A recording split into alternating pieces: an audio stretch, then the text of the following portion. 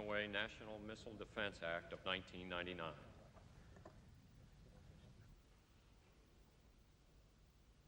The bill is passed as amended, 97 votes aye and 3 votes against.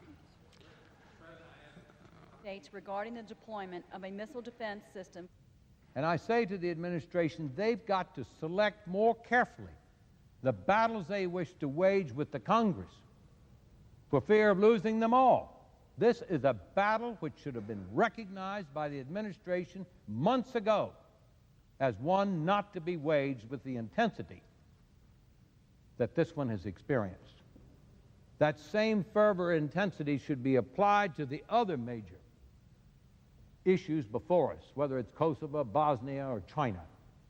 The President had promised to veto this bill if we passed it.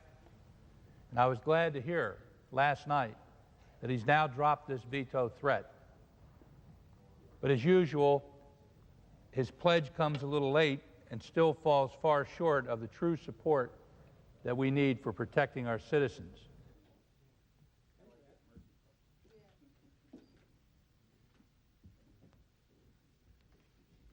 I noticed this morning that I didn't have on anything green, and so we have passed the National Missile Defense Bill, and I think this sends a strong signal, not only throughout our country to reassure Americans that we have a policy now of developing and deploying a national missile defense system to protect American citizens from limited ballistic missile attack, but we also send a strong signal around the world. We looked at the facts, and we concluded across party lines that there is a real threat from rogue nations having ballistic missiles which can hit the American homeland. And it would be irresponsible of us, noting that threat, not to do everything we could to develop a defense to it.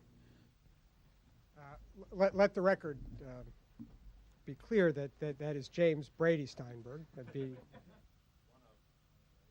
Jim, why did the White House drop its objections to a missile defense plan?